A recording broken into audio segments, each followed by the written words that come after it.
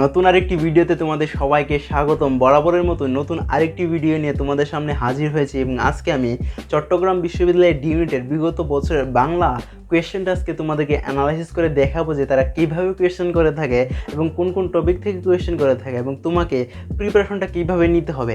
দেখো, প্রতি বছরে প্রত্যেকটা বিশ্ববিদ্যালয়ে কিন্তু কিছু কমন কিছু টপিক আছে যে টপিকগুলো থেকে তারা প্রশ্ন করে থাকে এবং তুমি যদি ভালো একটা প্রিপারেশন নিতে চাও তাহলে তোমাকেও ওই টপিকগুলোতেই ভালো একটা প্রস্তুতি নিতে হবে। দেখো, ভালো একটা বিশ্ববিদ্যালয়ে চান্স পাওয়ার জন্য জরুরি হচ্ছে ভালো একটা প্রস্তুতি, আর ভালো প্রস্তুতির জন্য ভালো একটা গাইডলাইন জরুরি। তাই আজকে আমি বাংলা নিয়ে তোমাদেরকে আজকে এমন একটা গাইডলাইন দিব যে গাইডলাইনটা তুমি ফলো করতে পারলে এবং যে টপিকগুলো তুমি যদি পড়তে পারো, যে টপিকগুলো তুমি যদি আত্মস্থ করতে পারো, তোমার বিশ্ববিদ্যালয়ে চান্স পাওয়া কেউ আটকাতে পারবে না। দেখো, বিশ্ববিদ্যালয়ে চান্স পেতে হলে তোমাকে কনসিস্টেন্সি বজায় রেখে ভালো একটা প্রিপারেশন নিতে হবে। দেখো, চট্টগ্রাম বিশ্ববিদ্যালয়ের ডি ইউনিটে বাংলা থেকে প্রায় 30টা এমসিকিউ এসে থাকে। কয়টা? 30টা এমসিকিউ এসে থাকে। এবং দেখো কীভাবে তারা প্রশ্নগুলো করে থাকে। বাংলাতে মূলত দুইটা অংশ থেকে তারা প্রশ্ন করে থাকে, সেটা হচ্ছে কি সাহিত্যের অংশ এবং বাংলা দ্বিতীয় অংশ। দেখো, সাহিত্যের অংশ থেকে কোন কোন টপিক থেকে প্রশ্ন করে থাকে। সাহিত্যের অংশে যে টপিকগুলো থেকে প্রশ্ন করে থাকে তার মধ্যে গুরুত্বপূর্ণ হচ্ছে কি কবি সাহিত্যিকদের জীবনী এবং সাহিত্য।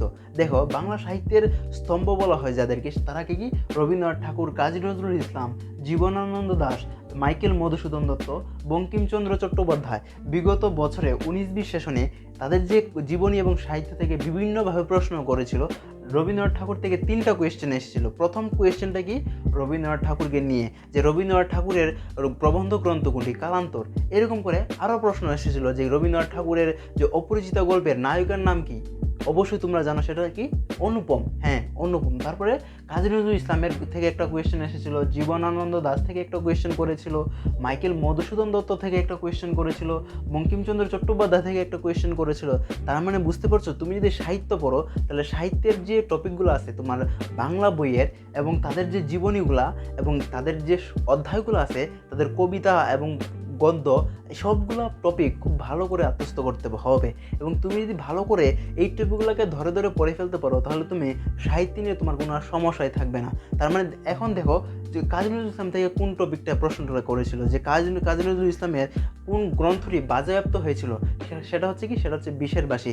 এরকম একটা প্রশ্ন তারা করেছিল। তুমি যদি বিগত বছরের প্রশ্নটা একটু অ্যানালাইসিস করো তাহলেই বুঝতে পারবা। তারপরে জীবনানন্দ দাশ থেকে একটা কোয়েশ্চেন করেছিল যে জীবনানন্দ দাশ কোন কবি যে দুর্ঘটনায় মারা যান। অবশ্যই কি জীবনানন্দ দাশ ট্রাম দুর্ঘটনায় মারা যান। তারপরে কি মাইকেল মধুসূদন দত্ত থেকে একটা কোয়েশ্চেন করেছিল, মাইকেল মধুসূদন দত্ত থেকে একটা কোয়েশ্চেন করেছিল। তারপরে বঙ্কিমচন্দ্র চট্টোপাধ্যায় থেকে একটা কোয়েশ্চেন করেছিল যে কি কোনটি উপন্যাস, সীতারাম উপন্যাসটি কিন্তু বঙ্কিমচন্দ্র চট্টোপাধ্যায়ের।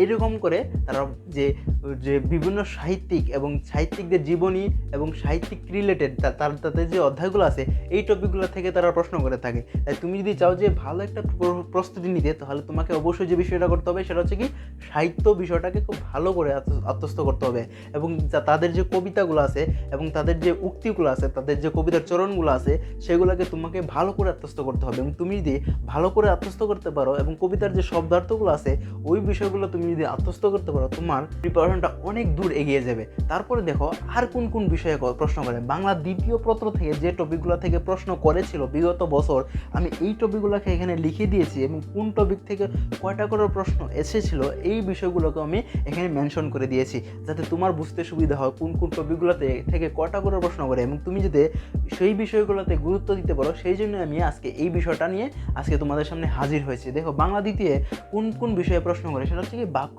প্রকরণ থেকে প্রশ্ন করে থাকে, শব্দের উৎপত্তি থেকে প্রশ্ন করে থাকে, বানান শুদ্ধিকরণ থেকে প্রশ্ন করে থাকে, বাক্য রূপান্তর থেকে প্রশ্ন করে থাকে, সমাজ থেকে প্রশ্ন করে থাকে, বাগধারা থেকে প্রশ্ন করে থাকে, শব্দার্থ থেকে প্রশ্ন করে থাকে, তারপর উক্তি থেকে প্রশ্ন করে থাকে, অনুবাদ থেকে প্রশ্ন করে থাকে, কবিতার চরণ থেকে প্রশ্ন করে থাকে। দেখো, প্রতি বছরে কিন্তু এই টপিকগুলো থেকে প্রশ্ন করে এবং বিগত বছরে কিন্তু এই টপিকগুলো থেকেই প্রশ্ন আসছিল।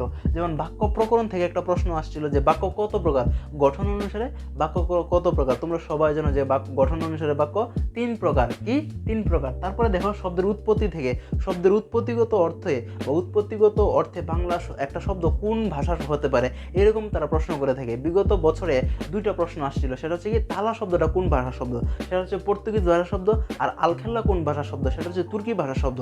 এই যে শব্দের উৎপত্তি থেকে 2টা কোয়েশ্চেন তারা করেছিল। তারপরে দেখো বানান শুদ্ধিকরণ থেকে একটা প্রশ্ন করেছিল যে কি বানান শুদ্ধিকরণ, তোমাকে ভুল বানান দিয়ে দিবে এবং সেই ভুল বানানের মানে যে শুদ্ধ রূপটা সেটা তোমাকে ফাইন্ড আউট করতে হবে।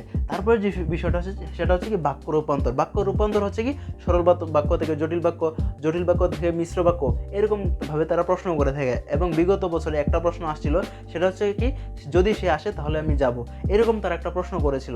সেই উক্তিটা কি ছিল? জটিল বাক্য ছিল। তারপরে দেখো সমাস, সমাজ থেকে একটা প্রশ্ন আসে। সমাজ থেকে বিগত বছরে খুব সহজ একটা প্রশ্ন করেছিল, সেটা হচ্ছে কি দ্বন্দ্ব সমাজ থেকে, যে বাবা ও মা, বাবা মা, এরকম তার একটা প্রশ্ন করেছিল। তুমি বিগত বছরের প্রশ্নটা একটু অ্যানালাইসিস করো, তাহলেই বুঝতে পারবে। তারপরে দেখো কোন একটা বাগধারা থেকে কীভাবে প্রশ্ন করে। বিগত বছরে একটা প্রশ্ন আসছিল, সেটা হচ্ছে কি ননির পুতুল। ননির পুতুল অর্থ কি? অতি আদরের ছেলে, যা সে কি ননির পুতুল। এই যে ননির পুতুল বাগধারাটা, এই বাগধারা থেকে প্রশ্ন আসছে। তার মানে কি তোমাকে বাগধারা তো যতগুলা বাগধারা আছে সবগুলা খুব ভালো করে পড়তে হবে, এক কথায় প্রকাশ পড়তে হবে। এক কথা প্রকাশ থেকে তারা এই বছর প্রশ্ন করেনি, তার মানে আগামীতে এক কথায় প্রকাশ থেকে প্রশ্ন করতে পারে। তারপরে যে বিষয় গুরুত্ব দিতে হবে সেটা হচ্ছে কি শব্দার্থ। দেখো শব্দার্থ থেকে প্রায় 4টা কোয়েশ্চেন এসেছিল। তোমার বইয়ের বাইরে আসছে 2টা প্রশ্ন থেকে, এবং বই থেকে আসছিল 2টা শব্দার্থ। যেমন কি একটা প্রশ্ন আসছিল যে কি সেকুলারিজম অর্থ কি? সেকুলারিজম হচ্ছে ধর্মনিরপেক্ষতা। তারপর আরেকটা প্রশ্ন আসছিল কি অপসংস্কৃতি অর্থ কি? অপসংস্কৃতি শব্দের অর্থ হচ্ছে বিদেশি সংস্কৃতি। তারপরে বাংলা, তোমার বাংলা বই থেকে 2টা প্রশ্ন এসেছিল, সেটা হচ্ছে কি জিমুতেন্দ্র অর্থ কি? জিমুতেন্দ্র শব্দের অর্থ হচ্ছে কি মেঘের ডাকি, মেঘের ডাক। তারপরে নিরাকপরা শব্দের অর্থ কি? নিরাকপরা, নিরাকপরা হচ্ছে কি? নিরাকপরা হচ্ছে কি বায়ু শূন্য। এরকম তারা প্রশ্ন করে থাকে। তার মানে কি তোমাকে বইয়ের ভিতরে এবং বইয়ের বাইরেও শব্দার্থগুলো আছে, ওই বিষয়ে খুব গুরুত্ব দিতে হবে, কারণ শব্দার্থ থেকে প্রতি বছরের প্রশ্ন করে থাকে। তারপরে কি উক্তি থেকে, লেখকের উক্তি, বিভিন্ন কবিতার চরণ, এই বিষয়গুলো তোমাকে ভালো করে মুখস্থ করতে হবে। কবিতার চরণ থেকে একটা প্রশ্ন আসছিল যে কি নানা কবি ঢালে গান নানা দিক হতে। এই কবিতাটা এটা হচ্ছে কি একটা কবিতার চরণ, সেটা হচ্ছে কি ঐকতান, রবীন্দ্রনাথ ঠাকুরের ঐকতান কবিতার একটা চরণ। তার মানে বুঝতে পারছো যে রবীন্দ্রনাথ ঠাকুরের কবিতা থেকেও প্রশ্ন করে, রবীন্দ্রনাথ ঠাকুরের জীবনী থেকেও প্রশ্ন করে থাকে। অনুবাদ থেকে একটা প্রশ্ন আসছিল, সেটা এরকম ছিল যে কি would you mind a cup of tea, এক কাপ চা পেলে মন্দ হয় না, এরকম তো একটা প্রশ্ন আসছিল। আগামীতে কিন্তু অনুবাদ থেকে প্রশ্ন করে থাকবে। এবং তুমি জানো কিনা ঢাকা বিশ্ববিদ্যালয় যেহেতু রিটেন চালু করেছে, তার মানে কি অনুবাদ থেকে তারা সরাসরি প্রশ্ন দিবে, একটা অনুচ্ছেদ দিয়ে দিবে, সেটা বাংলাতে হতে পারে এবং সেটা তোমাকে ইংরেজিতে ট্রান্সলেট করতে বলা হতে পারে। তারপরে আবার ইংরেজি দিয়ে দিবে, তোমাকে বাংলাতে ট্রান্সলেট করতে হতে পারে। এই জন্য তুমি ভালো একটা প্রিপারেশন নিতে হবে এবং ভালো করে যে পেসেজগুলো আছে, শব্দার্থ আছে, সবগুলো ভালো করে পড়তে হবে। এখন আসছি যে আর কি কি করতে পারো। দেখো বিশ্ববিদ্যালয়ে ভর্তি পরীক্ষার জন্য তোমাকে যে বিষয়ে গুরুত্ব দিতে হবে সেটা হচ্ছে কি একটা কনসিস্টেন্সি বজায় রেখে তোমাকে প্রিপারেশনটা নিতে হবে এবং একটু টেকনিক্যালি পড়তে হবে। তোমার কিন্তু সব ধরনের ইনস্ট্রুমেন্ট তুমি পেয়ে যাচ্ছ, তুমি এক গাইডলাইন পাচ্ছ, একটা ভালো গাইডলাইন পাচ্ছ, তুমি সব ধরনের বই আছে, তোমার সব ধরনের সুযোগ সুবিধা আছে এবং তুমি পর্যাপ্ত সময়ে পাচ্ছ। তাহলে কেন তুমি সবার থেকে পিছিয়ে থাকবা? তুমি যদি ভালো একটা প্রিপারেশন নিতে পারো, এই যে টপিকগুলো আমি তোমাকে দেখিয়ে দিলাম, এই টপিকগুলো থেকে তুমি যদি ভালো করে আত্মস্থ করতে পারো, তাহলে কিন্তু তোমার বাংলা নিয়ে তোমার কোনো আর সমস্যাই থাকবে না। এবং তুমি যদি বাংলাতে ভালো একটা মানে 30-এ তুমি যদি 28 টাইম সিকিউর করতে পারো, তাহলে তুমি ডি ইউনিটে ভালো একটা সাবজেক্ট পেতে পারো। কারণ বাংলাতে কিন্তু অনেক স্টুডেন্ট কি দুর্বল এবং অনেক স্টুডেন্ট এই বাংলাতে ফেল করে। তাই তুমি যদি বাংলাতে একটা ভালো প্রিপারেশন নিতে পারো, তাহলে কিন্তু তুমি সবার থেকে এগিয়ে থাকবা। এখন আসছি যে এই বিষয়গুলোর বাদে আর কি কি করতে পারো। সেটা হচ্ছে কি তুমি বাংলার জন্য তুমি যে বইটা কিনেছো ওই বইটাকে পড়ো, এবং আমি যেভাবে প্রশ্নটা তোমাকে অ্যানালাইসিস করে দিয়েছি, তুমিও সেম বাংলা তোমার যে প্রশ্ন ব্যাংক আছে ওই প্রশ্ন ব্যাংক থেকে সেই প্রশ্নগুলোকে অ্যানালাইসিস করে, যে তারা কোন কোন টপিক থেকে প্রশ্ন করছে এবং যে আগামীতে কোন কোন টপিক থেকে প্রশ্ন করছে, এরকম একটা প্ল্যান তৈরি করো। তুমি একটা কনসিস্টেন্সি বজায় রেখে পড়াশোনা করো। দেখো তোমাদের কিন্তু অনেক হিউজ পরিমাণে সুযোগ সুবিধা আছে, তোমরা সব কিছু পাচ্ছ, কিন্তু তোমাদের একটা জিনিসের অভাব থাকলে কখনোই তুমি বিশ্ববিদ্যালয়ে চান্স পাবে না। সেটা হচ্ছে কি তোমাকে প্যাশনেট হতে হবে বিশ্ববিদ্যালয় সম্পর্কে, তোমাকে বেশি পরিমাণে আবেগপ্রবণ হতে হবে, তোমাকে বেশি পরিমাণে লেগে থাকতে হবে। তুমি যদি বিশ্ববিদ্যালয় সম্পর্কে প্যাশনেট হও, তাহলে তুমি সেটা সম্ভব। কারণ এখনে ডিস্ট্রাক্টেড হওয়ার হিউজ পরিমাণ সময়, কারণ সোশ্যাল মিডিয়া আছে, অনেক ধরনের ডিস্ট্রাক্টেড হওয়ার অনেক মাধ্যম আছে, যার কারণে আমরা ইজিলি আমাদের পড়াশোনা থেকে ডিস্ট্রাক্টেড হয়ে যাই। তাই তুমি যদি ডিস্ট্রাক্টেড হতে না চাও, তাহলে তোমাকে অবশ্যই কী হতে হবে, বিশ্ববিদ্যালয় নিয়ে প্যাশনেট হতে হবে। আর তুমি যদি যত বেশি প্যাশনেট হবা, বিশ্ববিদ্যালয়ে চান্স পাওয়ার সম্ভাবনা তত বেশি বেড়ে যাবে। তো আজকে এই পর্যন্তই। তোমাদের যদি বাংলা নিয়ে কোনো সমস্যা থাকে, তাহলে তোমরা অবশ্যই আমাকে কমেন্ট বক্সে জানাবা। আমি অবশ্যই তোমাদের সেই সমস্যাগুলো সলভ করার চেষ্টা করবো। এবং তোমরা যদি চাও যে আর এই ধরনের ভিডিও আরও পেতে, তোমরা অবশ্যই আমার চ্যানেলটাকে সাবস্ক্রাইব করবা।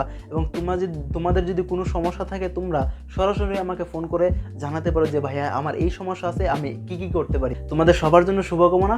ধন্যবাদ সবাইকে।